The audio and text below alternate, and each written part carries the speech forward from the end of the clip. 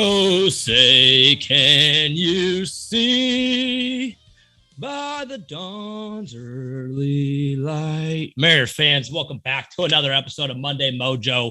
You're going to be listening to this. It's going to be Independence Day. It's going to be July 4th.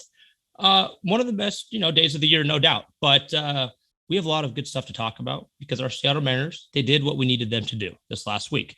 And although the first game of this week against Baltimore didn't start out how we wanted it to, our boy George Kirby had a little bit of a setback. But as we find out later, he had a hell of a bounce back. Anyways, Zweifel, I'm gonna kick it to you, man. Let's start us off. Let's let the people know what the highlights are. Highlights for me are the starting pitching and just how we went 5-1 since the last time we recorded. And since we had the podcast where we called the Mariners out, we're like, this is the last time we can say it, boys. This is your last chance. We're 10-3. We really capitalized on that easy schedule. I probably would have taken 9-4. I mean, winning 10 out of 13 ball games, even against, teams that like, the A's and the Orioles and the Angels that were scuffling. 10-3 is amazing. And especially when you aren't playing well, to just turn it around, flip the switch and go 10-3. That's amazing. Robbie Ray, who, like you said, or you're talking about Kirby, we're going to get to these starting pitchers. Robbie Ray has turned it around since finding a two-seam fastball that he didn't have. Last 4 starts, he has 27 innings pitched, 2 earned runs in 27 innings, 34 Ks, 11 hits, and only 7 walks. I mean, and that is since he added that 2-seamer. And it's just been a game changer for him. He's actually on pace right now. He has 4 more Ks than last year at this time. And we're at the 81 game mark, by the way. This is half season, baby. We're not where we want to be. But Robbie was today was the actually midway through the season. Today was 81, if I'm not wrong. Okay. Yeah. 39-42, your Seattle Mariners. But Robbie Ray has turned it around, man. And I guess we can just kind of dive into it. If you look at this starting rotation that we got, Gilbert has been our ace, as you called earlier on in the year. You said Gilbert's our best pitcher. I was like, I still think Robbie Ray is. I said that? You did. You did. Okay. And I said Robbie Ray is still the best pitcher on the Mariners, even though I loved what Gilbert could do in this year. Gilbert has been better, but we're seeing Robbie Ray turn it around. Flex has just been, he's pretty much rolled over what he did last year and this year. He's Mr. Consistent. 100%. And Marco has been great for a month and a half, and he's kind of doing it with smoke and mirrors like he always does. He's not striking people out. He's letting the hitter put the ball in play, but just let his defense do the work behind him. Soft contact. He's a thinking man's pitcher. And Marco's doing the damn thing. And then Kirby, as you said, he had that kind of blow up on June 27th, the first game against the Orioles, where they beat us 9-2, and it killed that streak where we had 20. How many games was it? Help me out. It was like, I think 24 games in a row where a Mariners pitcher didn't allow 3 or more runs. They allowed 3 runs or less, but then obviously, as you're saying, Kirby's the first game of the week. But then I'll kick it right back to you. But then after that, on July 2nd, he comes back, 7 innings pitched, 3 hits, 1 earned run, and 9 Ks. And that's your 5th starter. That is your young first-round draft pick, 5th starter in the rotation. And that's the worst that we have. This guy who has a low 3 ERA and just a young stud. Yeah, no, it's good to see that, dude, with a game with like that, a young guy having a game against a team like the Baltimore Orioles, where we are needing to win that series. And in the first game, he comes in, obviously, everything. It seemed like a lot of his off-speed pitches were being left over the zone, middle of the plate, and their hitters were taking advantage of it, having a field day. And so to see him bounce back later in his next outing and just be back to where he knows he can be, and for him to have that dominant outing after that poor performance, that is something that, I'll take it. I will take it, having one bad performance, and to see how a young guy like that can bounce back if they're able to.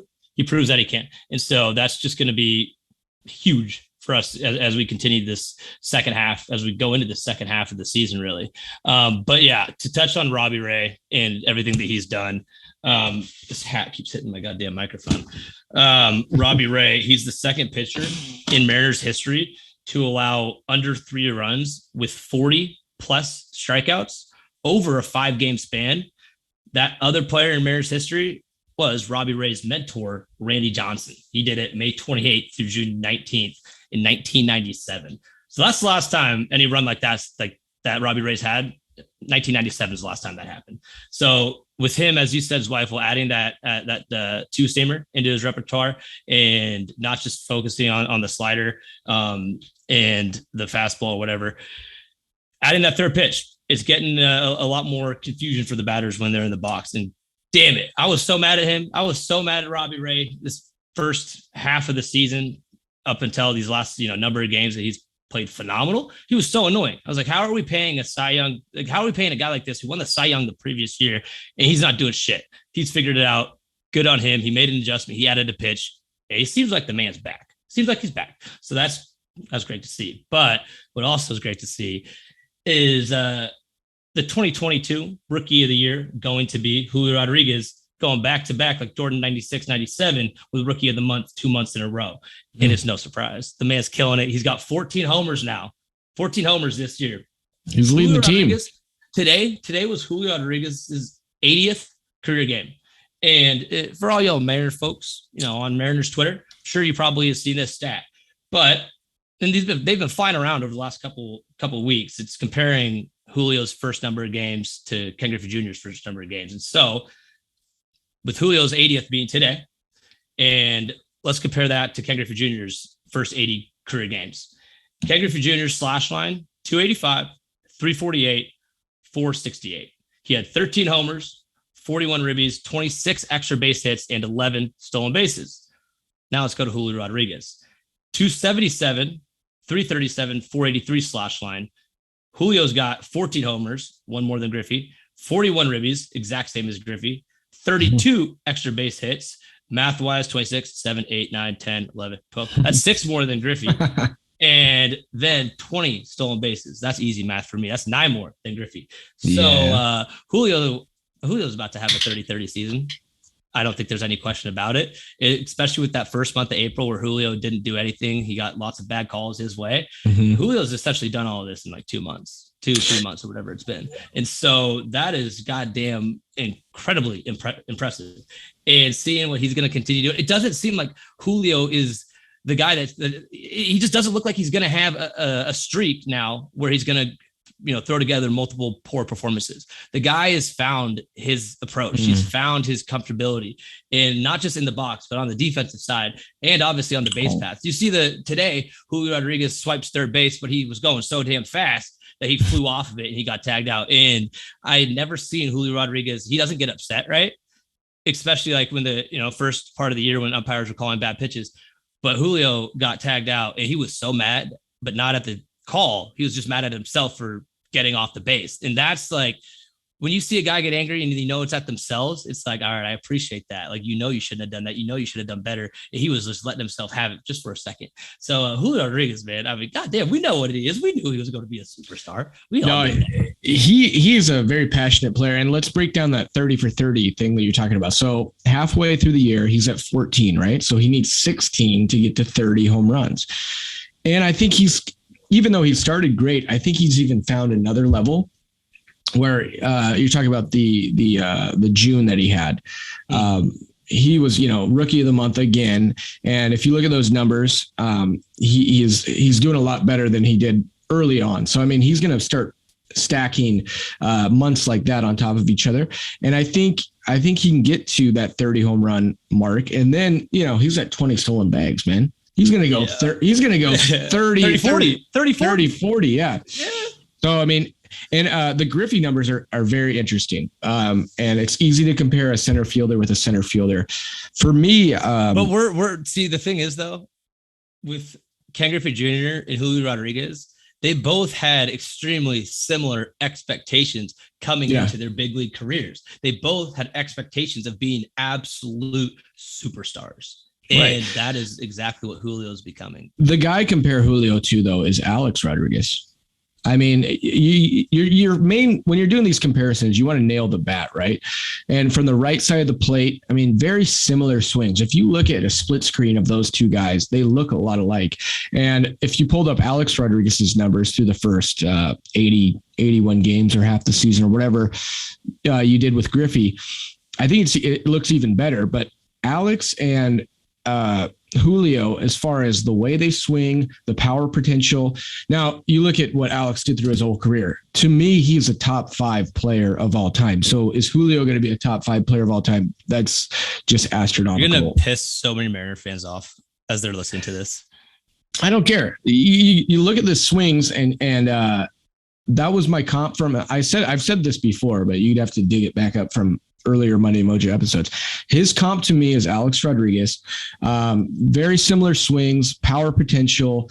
We're talking about hard hit balls. We're talking about using the whole field and just kind of how they look in the batter's box more than numbers, just kind of like how it looks. Griffey, he's from that left side. He had that sweet swing. So what if Julio Rodriguez was a left-handed batter? Would he be getting compared to Ken Griffey Jr. for you? It sounds like a lot of this is based off the fact that they're both right-handed batters. No, it's just how it looks. It's how it looks. You can't compare. You can't necessarily describe when you're comparing two players of exactly why you're doing it. It's mostly just like the eye test of what it looks like I guess how they look in the batter's box. To me, he looks like Alex Rodriguez. Go watch a split screen or go watch, they probably don't have a split screen, but go watch Alex Rodriguez's bats early on in his career. Or even maybe Evan, when we're going through this part in the podcast, I don't know if you can put in a video of Alex Rodriguez's. They look very similar. And then Julio's, because I need to see this. Because I haven't looked at it as you're talking about, but same body profile, about 6'3", 220. Julio, he said it to us, his words, not ours. Julio's Julio. Julio isn't anybody else. And I don't think, I don't want to compare him to Alex Rodriguez. I just keep that name out of my mouth. I love it. I love Alex Rodriguez. I don't have too much against Rodriguez. And especially for the people who are like, oh, fuck you, Payrod. Like he leaves. And because he gets his check, he gets his money in the bank. It's like, all right, you're going to hate on a man for taking a contract that's going to make him rich for the rest of his life. It's going to guarantee it. People don't know when they're going, just to, I hate to get off track so much right here, but for people who hate on somebody for accepting a major contract that at that time, Alex Rodriguez at that point in time in the world, that was the biggest contract in MLB history. You don't know if you're going to have a career-ending injury the next day, or you get into an accident that ends your career. You don't know that. And so for anybody to be mad at somebody else for grabbing a bag and taking a check, it makes no sense. It's just dumb. And like for all those Mariner fans way back when, like, fuck you, Payrod. It's like, dude, you can't hate on the man for getting his check. So I don't like that argument. And just to stay here for one more second, it's like, I've been in the stadium when Alex Rodriguez was up to bat. We all booed him. We saw the people throwing the fake money, the Monopoly money, and it was just fun, right? So that's just something fun you do. But when you really look at it, I 100% agree. To hate on a guy for taking the $250 million bag, especially back then, I mean, that set the market. Incident. Yeah, I mean, that was like the most anyone's ever been paid at the time. So yeah, A-Rod, get your bag. And then honestly, him as an announcer, I absolutely love listening to him. I love listening to A-Rod. Yeah. Except for one time I remember when, what was he? He was talking about Nelson Cruz. This is a couple years ago. Dang it. And I'm not going to remember what he said, but obviously Nelly's nickname was Boomstick. And I think Alex Rodriguez called him Broomstick. And it was just like, dude, what? It's not Broomstick, it's Boomstick. And so I remember that one specific situation. I was like, you're an idiot, A-Rod, dumbass, or whatever. Anyways, where were we? Where were we before we went down that rabbit hole? I think we were talking Julio Rodriguez. We were talking Julio. Yeah. But let's go back. So that was to, I guess, wrap up that first series, right? 2-1 against the O's. First game was awful. Second game, we won 2-0, and that was Jesse Winker hitting that double in, I believe, the 8th inning. late in the game when it was a 0-0 ball game. And obviously that was when Robbie Ray pitched, and the first time he pitched this week, 7 innings, 1 hit, and 7 innings, 1 hit. Robert Ray, you go off, King. And Jesse Winker, he comes through clutch. And I know he's picked it up, then dropped it back down a little bit in the last, between the last 15 games. He's had a good run, and then he's had kind of a, bad run, but he seems to be getting more on track to what we need Jesse Winker to be. And especially with, all the suspensions with JP Crawford being out, and now, starting tomorrow, Jesse Winker will be serving his suspension, which got dropped from 7 to 6. So sure, that's good. Still unsure what's going on with Julio's suspension. I don't know if that's going to end up being a thing. I didn't see him throw a punch, so I don't know why he didn't. He didn't do anything. Manny Acta was literally holding him the entire freaking time. So I don't understand that. I'm really curious to hear MLB's thoughts and reasoning behind that, but we'll find out. But then the third game of the series against the O's, M's win 9-3. Flexen, like you said earlier today, Zweifel, Flexen has mirrored what he was doing last year. He's just pitching to who Flexen is. He's not a dominant strikeout guy. He only had 3, and he only had 2 walks, gave up 7 hits, but he gives to contact. He pitches to contact, and he lets our defense do their thing. So that's great. And then Julio had another bomb in that game as well. Where's the game that Ham Swaggerty? Was that that was the same game. So Ham Swaggerty went Ham Swaggerty. 3 for 3. Yeah, Ham Swaggerty. He went 3 for 3 in that 9-3 win. I think that was the top performance of the game, at least from the hitting side. I mean, first hit was that bunt, speed kills. It was a bunt. Then they throw an error to first base, gave him the hit, but the error to first base. Then he gets to second base. And then he hit another little dinker down the left field line. He got a double off of that. And so Ham Swaggerty, I would love to see him and Julio in a race. I don't know who's faster. They're both lightning quick, but having that, I would say that asset. Haggerty's probably quicker. But I think straight line speed, I think Julio's the fastest on the team. Okay. Yeah. Either way, having both covers more ground, Yeah. Having both those guys in there is massive. And then Justin Upton. Is that where you're going? Are you going to Justin Upton? I don't think I was going to Justin Upton yet, because that was going to that pinch hit home run. Not yet. Oh yeah, okay. We'll go. That was against Oakland. Okay. Sorry. But game 1 against Oakland, we'll start with our boy Cal Raleigh, who thank you, Zweifel. I know I picked him up on our fantasy team, and then you dropped him, but you picked him back up. So thank you. But Cal Raleigh, he did something I didn't know Cal Raleigh could do. He hit a little league home run. Man. And it was pissed on to center field. I think it did go off the center fielder's glove. He may have been able, if he was a better center fielder, if he was Julio Rodriguez, he probably would have caught it. If Laureano, they're normal center fielders out there, he probably catches that. Probably does, but he didn't. And Cal Raleigh just put on the burners, man. And he ends up getting that little league homer. That was a fun game. I have a fun story for you though on that, because we were just talking before the podcast started about how I'm starting to bet, and I'm doing really well. So I'm betting online, and my buddy who got me into betting, he's a big NFL bettor, and I obviously wasn't betting back then, but he knows that I'm the Mariner guy, right? So he's asking me, he's like, I'm trying to bet. It's kind of a downtime in the year. I'm trying to get in baseball, and he goes, I'm looking at this prop bet. It says Cal Raleigh 4.5. Total bases in the game, and if he would have bet this was 10, game 1. This was game 1. It's the game. It's the game we're talking. Yeah, where he got the triple and the double. Yeah, so he goes 4.5 total bags. I'm like, I don't know, man. That's kind of a lot. And he was like, yeah, but I bet $10, I win 70 or something. I was like, I mean, you could. And he's been pretty hot, but he doesn't have like great wheels, so he's gonna have to get like either a home run. Cal Raleigh doesn't have good wheels. He doesn't have great wheels. No. He's slow. He's got. But that's what's funny is we had this specific conversation about don't bet the over on 4.5 bags, and then he gets a triple, and then he gets a double, and he's like, what the fuck, man? You said he didn't have good wheels. I'm like, I didn't think he'd have a little league home run triple. But what if he had a home run? Huh? What if he just got a normal one? Well, that's the thing. And real quick before I forget. Our loss against Baltimore in the first, I think it was against, it was the first game against Baltimore. I think in the 7th inning, Cal Raleigh hit a home run and we were already down like 7-0 or whatever it was. And part of me was just like, damn it. This breaks the streak of every time Cal Raleigh hits a home run, the Mariners win the baseball game. Yeah, we were 10-0. Yeah, we were 10-0. And then he hits that. I'm like, like, damn, man. But at the time we were like, so this means the Mariners are going to come back and win this game because Cal Raleigh hit a home run. Hammer the live bet. No, but I didn't want to forget about that. But Cal Raleigh, he's been doing great ever since, it took him a while. It took him a while to turn his thing around, but the homie, the man, he's found his stride. He's getting consistent at bats.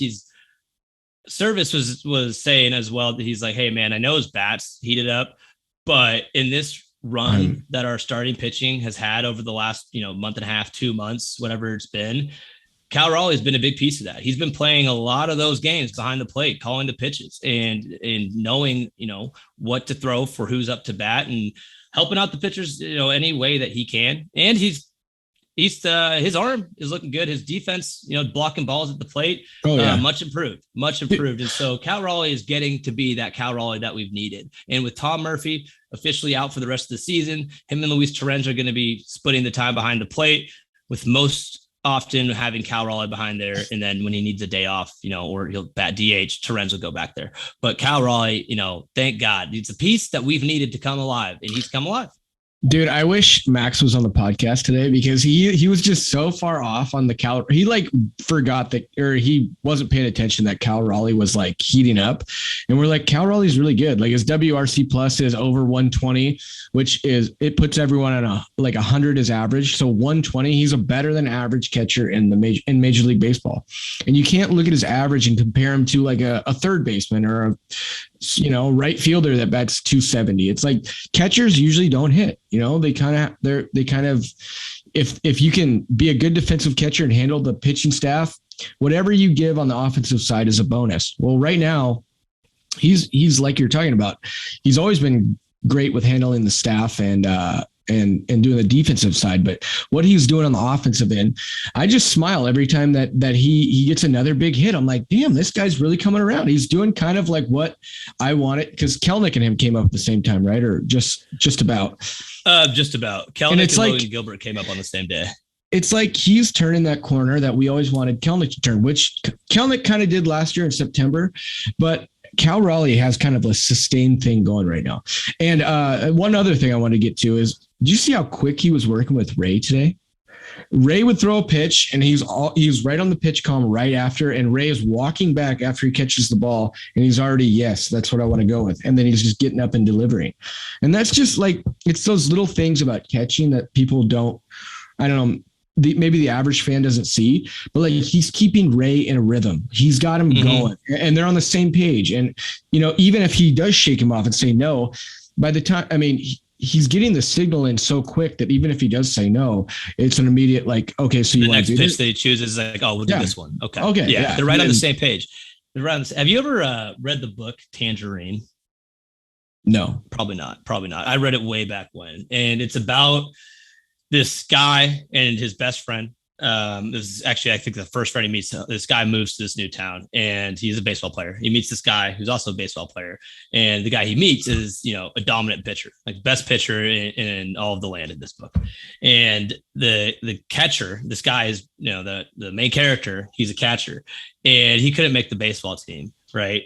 But this pitcher, he had these nasty pitches, he'd be throwing breaking balls that would apparently bite like crazy. And every time another catcher during tryouts tried catching with this best pitcher, they weren't being able to catch the ball. They couldn't find it. But the relationship that these two buddies had together, he ended up making the baseball team the catcher because he was the only one that could catch the pitcher. Mm-hmm. And he said, I remember the pitcher like saying to him, he's like, yeah, man, like the way that you and I have like our relationship with you behind the plate, like, where my ball is going to go, you're going to catch it. And then every time you throw the ball back to me, it's right in the center of my chest, right in my glove. It's keeping me in that rhythm. And that's what Cal Raleigh has been able to do with every single pitcher in the Mariners organization right now. He has built a relationship with all of them. They all trust him and they trust him to make the calls behind the plate, And so it's incredible to see, in having that type of catcher on our team with now his bat getting to start to produce. It's such a key critical piece to any chance that the Mariners have to actually make a legitimate run towards during the second half of the season. And so good book, Tangerine. Haven't read it. Go read it. I had a really good time reading it. And I don't read books too often. I don't. So there you go. Well, my favorite baseball movie is For Love of the Game with Kevin Costner. And The That's Catcher. your favorite baseball movie? Yes, 100%. It's one of my favorite movies of all time. The catcher in it is the guy who is in Step Brothers opposite of Will Ferrell. It's J.C. Riley or whatever his name is. John C. Riley. Yeah. And so in the movie, he's like just a shitty hitting catcher, but he's great behind the plate. And it obviously, if you watch the movie, you know what I'm talking about, but it's Billy Chapel, which is Kevin Costner's character. It's his last game and he eventually throws a perfect game. Sorry, spoiler alert. But I don't know if you can say a spoiler to a movie that's been around since the 90s. Oh, yeah. So he's talking to the manager beginning of the game. He goes, I want this other guy to catch. And he goes, no, it's Gus. He's like, I want Gus to catch. He goes, he ain't hitting, Billy. He ain't been hitting for a while now. He goes, it's Gus or I don't pitch. It's like these pitchers they get in a thing with the catcher. It's like, I don't care if he's not hitting. This catcher is his value to the team isn't with the bat. If you can get a catcher that even slaps a single one time in the game, it goes 1 for 3, but he catches your rotation the right way and he gets your starting pitcher going and everything. That's the value of a catcher. So to wrap up the Cal Raleigh thing, him hitting is just a bonus, and he's a switch hitter, which we now have a bunch of switch hitters because we added, Mr. Santana, Carlos Santana, who we had acquired earlier in a trade with the Phillies. We traded for JP Crawford. Way earlier. It was 2018. He was on the team for 10 days. Yeah, I know. He never played. He never suited up for us. But we traded Gene Segura. Gene Segura. I call him Jan. What? Jan Segura? Gene Segura, dude. That's soft J. I think it might be a soft J. It's Gene. Yogging. Is it Yogging? Whatever. Yeah. Sure. Gene Segura. Yeah. And JP Crawford, obviously. Well, he was what we got in return. And in that trade, we got Carlos Santana, which was just a salary dump for the Phillies. But we ended up moving Santana immediately for Edwin Encarnacion. If you guys remember. Oh, I do. Of course I remember Edwin Encarnacion. Parrot Man. Yeah, Parrot Man. Evan, you were just fist pumping. What about? I was trying to do the parrot, but it didn't look like it. But no, it didn't. No, it didn't. You're right, though. You're right. He was the Parrot Man. But Carlos Santana, he's another switch hitter into that lineup. So now we have Toro who switch hits, Raleigh who switch hits, Carlos Santana who switch hits. Is there another one? Yes, there is. Come on. You know this. Ham Swaggerty. Swaggerty? Ham Really? Swaggerty, yes. Does he? That's why I wasn't thinking of it. I was trying to think. I was like, there's no one else in the starting lineup that pinch hits or that switch hits. We got four switch hitters. That's pretty good, man. That's really good, man. And you can argue about the value of a switch hitter, but it's just nice when you have them kind of evenly spaced throughout the lineup. So if in the later game they try to go to a reliever, a lefty reliever, you're not just going to face all lefty bats. Yeah, you're going to have some guys in there. But I want to touch more on that third game of the series against Oakland. We were the baseball gods. They were doing us nothing but dirty. And because there's that Julio Rodriguez had the leadoff hit or whatever, and then he steals first base for the throw to second base. He steals second base, and the throw to second base goes in the outfield. He gets to third base, no outs. And I forget what happened the first out, but then the next pitch or next batter with who was it? Gino Suarez was up to the plate, and the A's had brought the infield in, and Gino hits a liner, which off the bat I thought was dumping into left field, but shortstop leaps up, makes the catch, and Julio, first sign of contact, he was going towards home, and he gets doubled up. And then later on in the game, and that ended the inning. That was our scoring opportunity. And then later on in the game, we had runners on first and third, and Adam Frazier's up to bat. Cal Raleigh's on first base, and Adam Frazier hits a rope right to the first baseman, right there. And then he tags first base, and Cal Raleigh was out again by a mile. And it's like, we are not getting anything going our way. But then in the 8th inning, I want to say, 2005 number 1 overall draft pick, Justin Upton. Yes. Good hit. Service, good move, great call. And Dave Sims, Zweifel, your favorite person in the world, Dave Sims, right as AJ Puck. I love you, AJ Puck. You have been doing nothing but good stuff for us Seattle Mariners. You keep doing that thing. AJ Puck, he throws the first pitch fastball, and as he's winding up, Sims goes, all right, hey, let's get a first pitch heater right here. Throws the ball, first pitch heater, Upton hits it 100 miles per hour into the Eggers Cantina, and that just got the spark that the boys needed. We ended up winning that game 2-1 in large part due to the bull, Toro. Abraham Toro does what he does in the 9th inning, and he is with the bases loaded, might I add, because the Seattle Mariners, as we all know, when the bases get loaded, the numbers are awful. But Abraham Toro roped it absolutely on a line into the left center gap, and we win the game on that walk-off. 4th walk-off of the year for us. And so that was great. Great to see Abraham Toro do what he does. He's been picking it up a little bit. I know his numbers still aren't that great, but he's seems to be finding a stride. He just needs to continue doing that. So Toro, because this team and with runners in scoring position, as you're talking about, we're like god awful, right? But more so runners in scoring position, we're not terrible, but it's when the bases are loaded, our numbers are absolute ass. We don't have a grand slam this year. Yeah, I don't know. Aren't we pretty bad with runners in scoring position in general? Not nearly as bad as we are with bases loaded. Anyways, Toro, whose average is trash, his average with runners in scoring position is like 326. I saw it on the screen, so it's around there. You guys can look it up. It's around there. If it's 340, if it's 313, don't at me. I'm saying 326. That's what I'm going with. But it's just kind of weird because he has a low average on the year, but he's been one of those guys that's like kind of done something decent when we need him to. So, and that's also, they also had a 5-man infield. Yeah. Toro up to plate in that 9th inning. And so he had to get it lifted up in the air, obviously. Yeah. So, and like you're saying, Toro's kind of figured it out. Winker, I think we said that he is turning around, but it's kind of been an up and down again. Like the first 3 games of this week. So after our 6 games that we've done since the last episode, he started off hot, 5 for 13.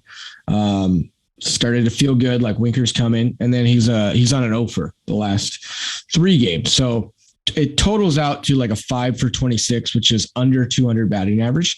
So I mean, Winker, I don't know. Just can you use more of the field? Can you quit trying to pull everything? He's popping stuff up. And then that's where I'll end with Winker, because I think, Winker's got himself a nice little break now. Okay. Right, Winker's got a break. Right. He's got a 6-game break. He's serving that suspension, and maybe, give him a little time off. And then maybe he turns it around even more. Here's what I'm saying to you. And I think you're going to agree with me here. I say you sit Adam Frazier down, give him 2 days off. Let's go Demo. Let's go Haggerty. Mm-hmm. I'm tired of seeing Adam Frazier up there. He's a noodle bat, dude. Stop with the noodle bat. No more spaghetti in the lineup. I want Haggerty. I want the Haggerty sandwich. The ham swaggerty. I do too, man. Oh, the ham swaggerty. Yeah, I could. The ham swaggerty sandwich. There you go. Yes. Or Demo. But Swaggerty, I think I want even more in than both Frazier or Demo, because one, his wheels, like I know Demo's fast, but like Swaggerty's another speed. He's up there with Julio, right? As we were just saying, and having him being able to hit from both sides of the plate, he just puts that ball into play. If there's a runner on first, he's not going to hit and do a double play most likely, but he just seems to actually get contact consistently. I probably should have checked to see what his strikeout rate is right now. I don't think it's high. I don't think he's striking out very often at all. And so for him to just be able to put the ball into play, that's going to cause ruckus for the infielders, because they know they're going to have to make a play very quickly and they're going to have to be perfect with it. Else he's going to get to first base before they do. I will say they're very, very similar players, and you highlighted their differences. I think Haggerty's a little faster, but having Haggerty not start, I think his value is coming off the bench, because you use him as a pinch runner. You can use him in a situation where if you pinch hit him, and whereas if you pinch hit Demo and he's a right-handed hitter, they might switch the pitcher up on you and go with a righty. If you pinch hit Haggerty, or most likely just have him coming off the bench, like to run for, let's say, Gino's on base and it's late in the game. You can have a guy on the bench like Haggerty, which I think a lot of MLB teams need a guy like that. We have two of them. We have a Demo and we have a Haggerty. So I don't really care which way it goes. If you want to start Haggerty, go for it. If you want to start Demo, go for it. I'm tired of seeing Frazier, and I know Frazier is a better baseball player than both those guys. I know it. He's Mr. Consistent. He's been that before he came to the Mariners. But right now, dude, you're not doing anything for me. And I need to send you a message if I'm Scott Service. I need to tell you, hey, dude, we traded for you, or Service or Dipoto traded for. No, we traded for Frazier. Yes, yeah, we did. No, we didn't. We traded for him. Look it up. He was a free agent. No, Chris. Yes, no, he was. Chris, do you want to bet $100? No, I don't want to bet $100, but I'll bet you $10. You want to bet $10 right now? Mariners sign free agent. No, they traded for him. Adam Frazier. You're gonna lose this bet, Chris. Yeah. It's all right. It's all right. You lost the bet. Venmo me later. You're now 0 for 2 on the pod. I like how we brought back the live bets though on the pod. It's all right, Chris. It is all right. We traded for Adam Frazier. Yeah, but we traded for a noodle bat. All right. And if I'm Service, I'm telling you right now, I'm telling Frazier right now, or maybe I'm not telling him, but when he checks the lineup card, he's going to get it. Why? Hey, Service. Why am I not in the lineup? Because you're batting 226, my guy, and you don't have any doubles, and you've hit 2 home runs, and you're not what we thought we traded for. One of those home runs would have been. Chris's ego is hurt right now. It is hurt. One of those home runs that he had though was wrapped around Pesky's pole in Boston, where Jackie Bradley Jr. easily could have robbed it. So and I don't think that would have been a ding dong in any other park. So lucky hit there for you, Frazier. But hey, that's baseball. Baseball, it giveth, it taketh. That's what it does. So it does. No. But yeah, no, Adam Frazier, dude. Yeah. I don't know if we can send him down. He probably doesn't have options. No options. Yeah. He's a noodle bat though. And I want him on the bench for 2 days in a row. And I just want him to take a breath. I'm being a little hard on him, No, you're not. No, you're not. Because I like the guy, and you get attached to these players, and it can come off as a little homerish, because I was the same with Winker. I love the personality. I love the guy, but when he sucks, it's like, dude, I don't want to be as critical because I like the guy, and Frazier is that guy for me as well. Hold on, how Frazier hasn't. Frazier's a very lackadaisical person. He's very to himself. He doesn't show emotion, and trying to compare that to Winker. Winker is, I think, on the completely different side of the spectrum when it comes to being engaged and to voicing your opinion and showing that true personality. I mean, Adam Frazier is going to go and flip off the entire first base dugout of the fans. And it's not the same personality. It's just likability, and it's likability for different reasons. Winker's way more likable, man. I'm not saying Frazier's not. I'm not saying he's not, but Winker is a whole nother level of likability. I would agree with you. Him and Julio are in the same area, because Julio's likability is obviously, one, he's nasty at his damn job, and he can hit a baseball very well. He can catch a baseball very well. He can run the bases very well. And then also he just loves Seattle. He's engaged with the fans, and that's where Winker is more engaged with the fans, right? He's high-fiving people in the stands after he makes a sliding grab. He's going and he's having his teammates' backs, and he's starting brawls, and that's something that brawls, plural. I would never ever see Adam Frazier do. So I don't know.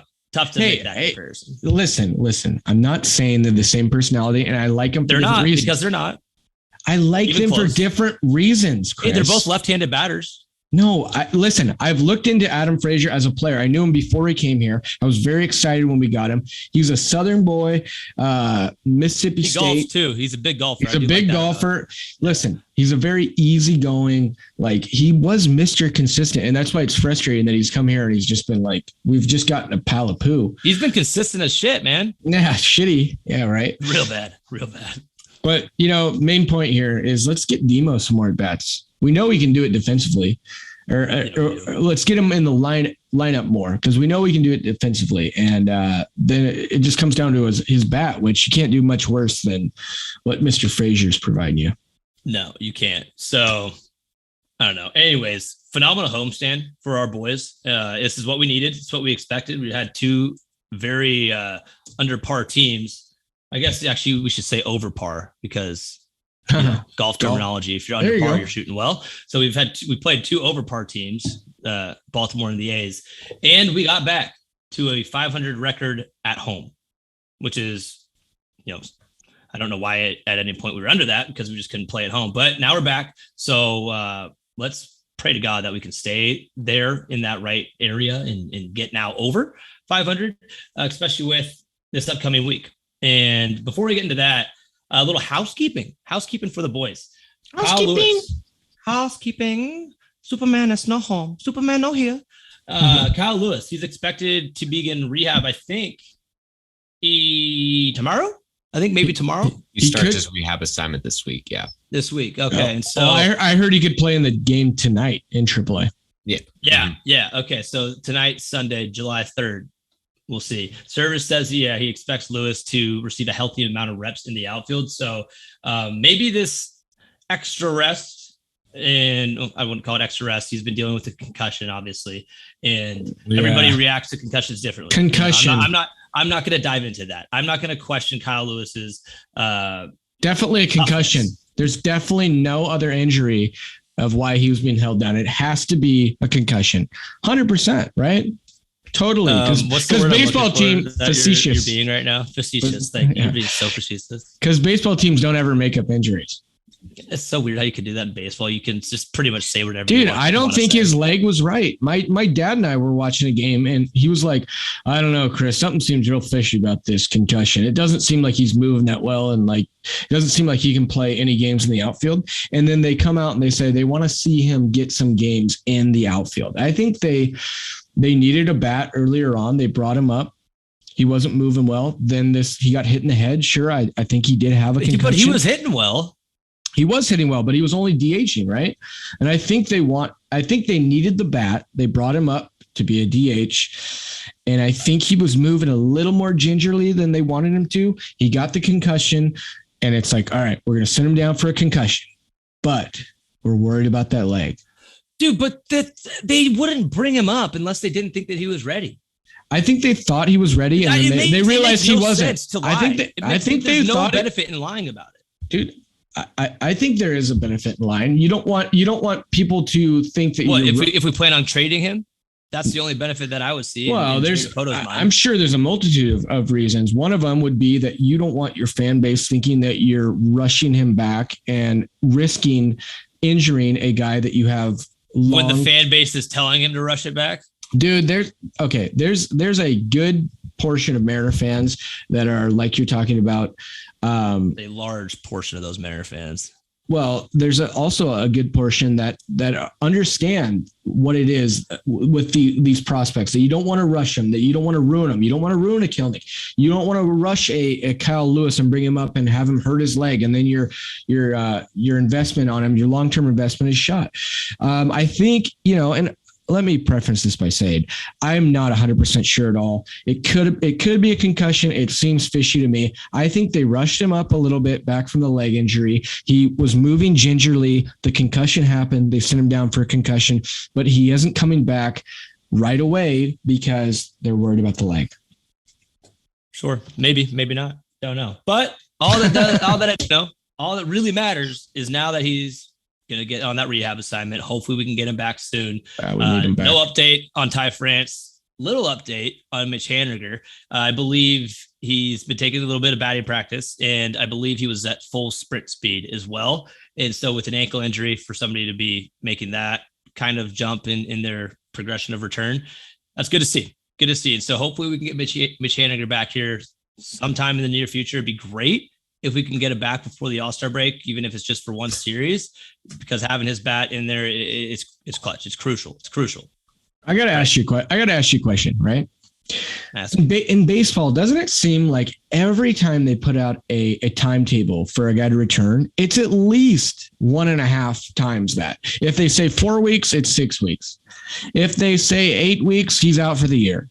If Tom Murphy, it's like didn't I say that earlier on? I was like, I could see Tom Murphy not coming back at all. And then he gets scratched for the year. And here's the other thing. You just said he's at full sprint speed. Well, bro, we need you right now. You're at full sprint speed. Couldn't you come back and you're not, maybe you're not that's 100? Sprint speed. That's in an A to B line. That's in a line. Not making, think about the ankle. Dude, if you're pivoting, if you're, what's the we need you. Yes, we need him. Obviously, we need him. But I need you back in the lineup. I want you to DH and take it easy when you're running the bases. But I need your bat, bro. And you're not going to be playing the field. You're DHing. But we need you. Nobody takes it easy when they're running the bases in the professional baseball game. They go full speed 110% of the time. Listen, you can't ask somebody to, hey, buddy, we're going to put you in the lineup. No, the ankle's not great. Run 50% when you're on the base paths. Jog out there. It's like, what? That makes no sense. Like, why would you even want me on base? Well, because I need your bat. And I need, if there's a ball in the gap, it's probably going to test him. And we have seen Mitch Haniger's swing. We understand how that rolls over on the. Yes, that's your best point. That is a good point. Because if we're going to get him, it's great to see him back at full sprint speed in a single line. But when he's having that ankle rolling over it on his powerful swing that he has, that's so much. It's going to be so much easier if it's not perfectly healthy. It's going to be so much easier for that thing to just come back. And then, oh shit, adios your season. That is 100% correct. And that's a great point. His swing is kind of quirky and he rolls up. He has a sprained ankle every time he hits. It seems like he should. Seems like he should. His ankle is on the dirt every time he finishes a swing. It's pretty crazy to see that swing. So I don't know. Maybe we'll have him back soon. Real quick before we move on, because I know we're going to move into the Padres, who we have a 2-game series with, and then we come back home for a 4-game against the Blue Jays. But real quick, you were talking about the homestand and how we got back to 500. The bullpen on the homestand, 21 innings pitched, 2.25 ERA, and 27 Ks. And we thought the bullpen would be the strength of our team coming into this year. It wasn't, but now it's coming around. We got Swanson going again. Penn Murphy has been coming out of nowhere. Giles is on the team now. Diego Castillo has picked it up and has been great. Diego Castillo has been a Diego Castillo we haven't seen. Munoz has been great as well. And Sewald's just kind of been it himself. So the bullpen with this starting pitching, I mean, the pitching of the Mariners is great. And this is how we're going to have to win games. We don't have a whole lot of firepower on the offensive side. So, you're going to have with your point to that, in the last 2 games of this series against the A's, 2-1 wins. Right. Very low scoring games. We scored 4 runs. They scored 2 in those final 2 games. And that's just pitching dominating. And, just more to your point there. And I mean, this isn't the point I was making, but it brings me to another point, is how crucial it was to go 10-3 over the last 13 and get back to close to 500. So it gives Jerry the incentive to go out and add a piece, because you could strengthen your bullpen, which is already strong, and make it great. You could add a piece to your lineup, one more, solid bat that could help. You could even go out and trade for a Montas that the A's have. And I know I don't know, man. I don't know what's going on with Montas. He got pulled in the first inning of today's game. Yeah, I was wondering, is there a trade or is it? Nope. He's injured. They don't know what it is. They did say on social media, on Twitter, that he did get pulled because he's injured. And they said Blowers and Sims were talking about how his fastball is average velocity in the first inning. At least it was at least 3 miles per hour slower than what he's been averaging throughout the course of this year. And so don't know, but back to my point about going 10-3 and getting back close to 500. It gives Jerry some incentive to go out and add something. We were in a spot where if we didn't capitalize on this week schedule, that opportunity that we had coming up, we were probably going to sell some guys. We were going to sell a Haniger. We were going to sell a Suarez. We might have even turned around and sold a Flexen. We were never selling Suarez. I'll tell you that much. Dude, he's on a 1 year. He's on a 1 year deal. If we weren't going to compete, that's what I would want Jerry to do. Is he on a 1 year deal? Yeah, I believe so. I don't think so. 1 more year, 2 years. It could be 1 year. I think it was like a 3 year. Dude, it might. It's a short contract and he's making a lot of money, so you could go and trade him.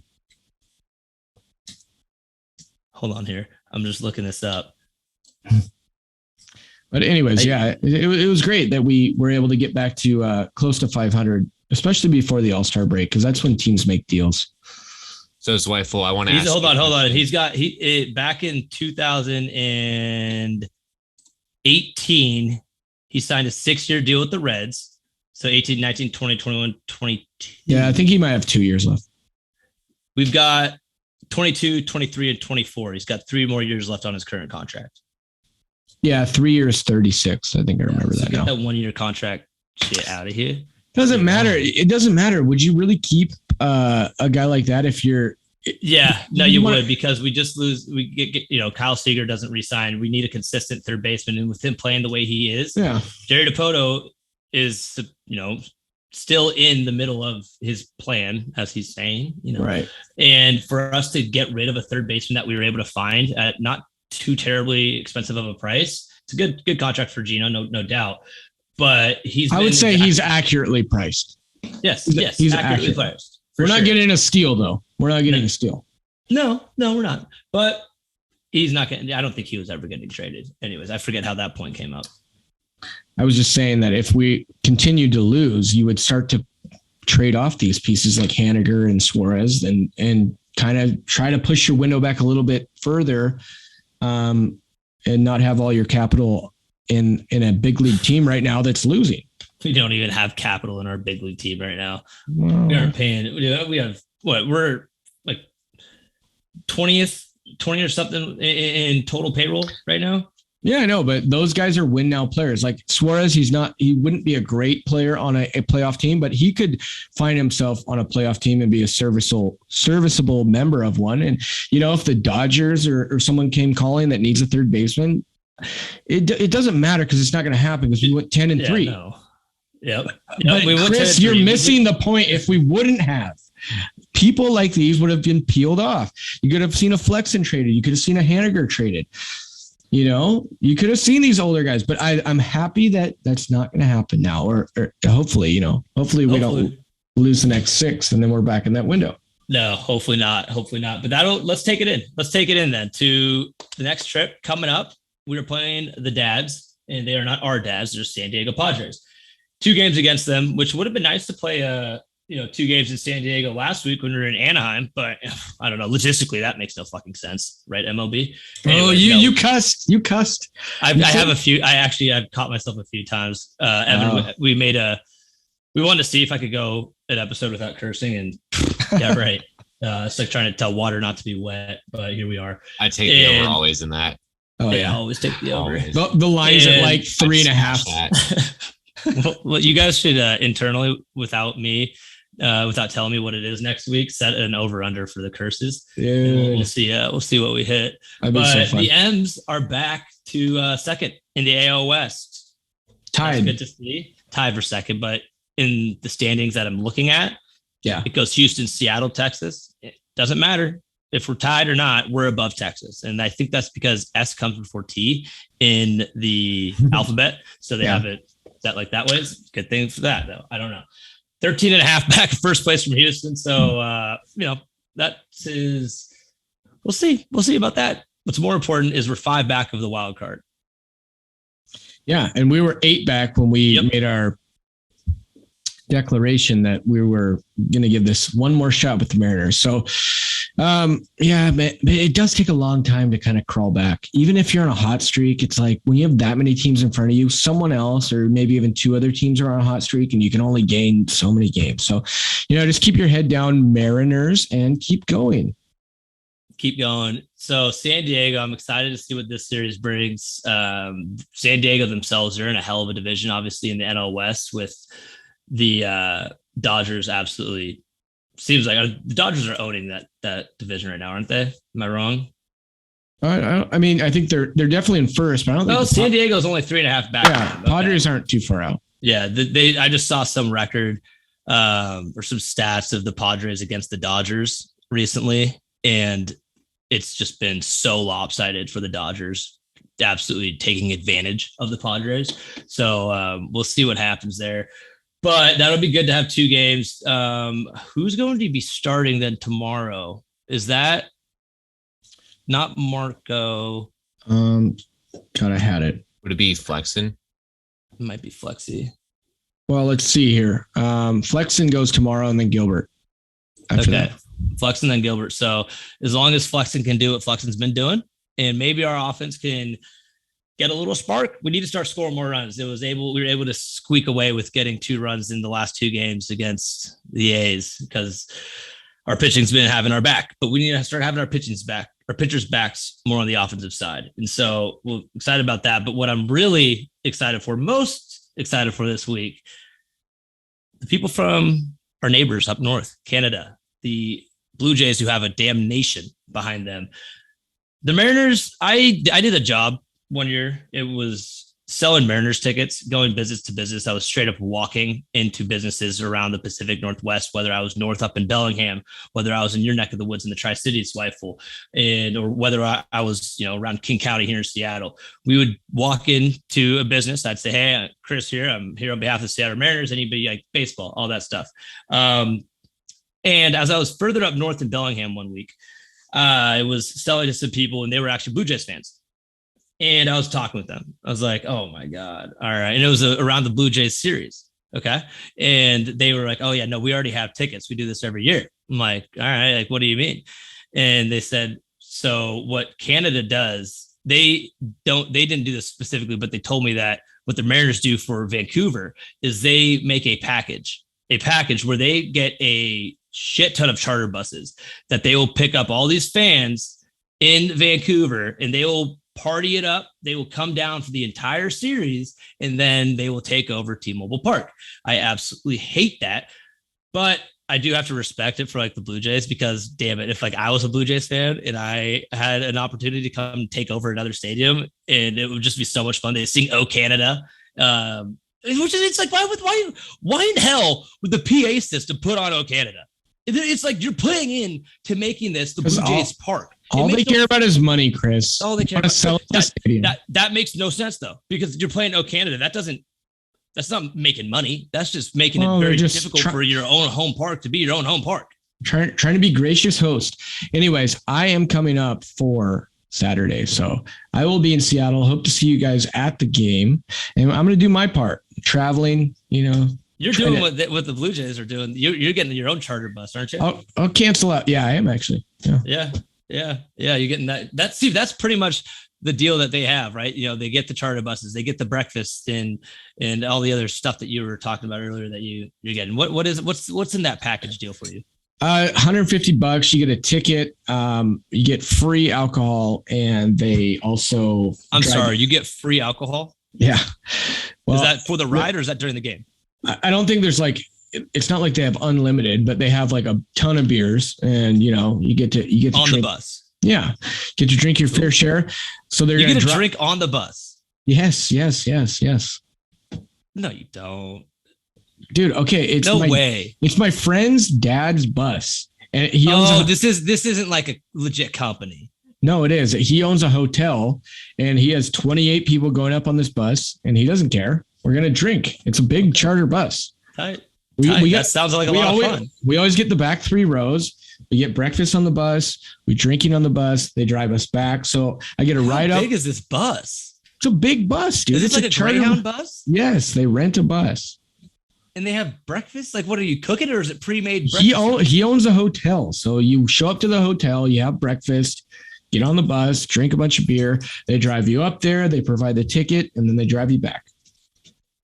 Tight. All right, man. That's going to be awesome. Evan and I, we'll get tickets. We're going Saturday, Evan. Okay. We'll have have to do another travel series there with wife at this time. But yeah, no, it'll be fun. All right, sick. So this is a little bit more of a test for the Mariners, obviously. Last week we've been having quite a lovely schedule, quite a friendly schedule, a little bit tougher against the Padres and the Blue Jays, but damn, I don't know, man. It's gonna be tough. Or hopefully JP can get back to where he was in April, because April he obviously went off, and then last couple of months he has been pretty shitty. But he's had a couple of days off, a couple mental rest days, 5 to be exact. Hopefully that helps a lot. Curious though, Julio Rodriguez, since JP's been out, Julio's been taking the leadoff spot, and he's been batting phenomenal in the leadoff spot. So does he stay? Does he stay, or does he go back to second or third? in the lineup and JP. I don't know, because I love JP in the leadoff role, but I don't think I would mess with Julio right there. I think Julio. I don't think there's any. See, I don't think you can really mess with Julio right now. I think he's in such a groove that wherever you put him in, he's going to do his thing. Good point. You could bump. So maybe you don't want to mess with JP because JP I don't think is as similar in that regard. So maybe put him back. I don't know if you can go wrong. JP in the leadoff role feels good. So does Julio. He's yelling at his dog. I was yelling at my dog. I had to go on mute. He's just he wants to get taken out right now. I'm just like, dude, I'm busy. I'm doing a pod, Goose. Man. Hey, might be a good time to wrap it up. But I mean, we got our boys. I would take 3-3 right now over the 6 games. I just don't want to go. I want to avoid like a 1-5 or a 2-4 even, and fall back to 5 games under 500. Take 3. Yeah. Let's split the Padres series 1-1, and then 4-game series. It's pretty hard to win 3. It's pretty hard to lose 3. So let's go 2-2 there, and then I don't know. That's going to be a massive series, man. If we can somehow go 3-1 against the Blue Jays, they're ahead of us. I don't think that's possible. Yeah. Hey, but guess what? You know what I'm going to say right now. Kevin Garnett. Anything is possible. Anything is possible, ladies and gentlemen. And I'm just going to leave this here. I know the All-Star break is coming up, and I know it's been a tough season for the boys, but we've had our ups, we've had our downs, and we're back in an up area right now. The Kansas City Royals, I've said this before, back in 2015, the Kansas City Royals had the worst record in baseball going into the All-Star break. 2015, the Kansas City Royals won the World Series. They turned it on after the All-Star break. For the Seattle Mariners, we have 3 very critical pieces that are out right now. Mitch Haniger, Ty France, Kyle Lewis. All 3 of those guys should be coming back, if not before the All-Star break, briefly after it. And if we can stay around this 500 area, and then we get those guys back at full health and our pitching stays at what it's at, and we get to acquire another big bat, maybe another reliever as well, it could be dangerous. It could be fun. So hold on to your panties, everybody. This is okay. We're in a freaking awesome spot right now. Great week of baseball. Pitching dominated. Julio Rodriguez is going to be rookie of the year. Knock on wood. Love the man. That's all I got. But before we sign off, I probably should have started the episode with this. Listeners, I've asked you a number of times. I'm going to ask you again. We've got YouTube, Spotify, iTunes. Go comment, like, subscribe, rate us. Let us know how we're doing. We need your feedback. It obviously is what helps us. And then, of course, quick shout out to Evan Barron and Saucy Piacentini, our producers, because they do their shit perfectly. They are the reason that we can be what we're doing. So none of this would be possible without our beautiful, wonderful, awesome producers. We appreciate you too. And we appreciate all you listeners. With that being said, be safe. Don't do any John Pierre Pauls and blow up your hands. Have an awesome 4th of July. I know I'm going to. Go Mariners. Go America. Go Mariners again.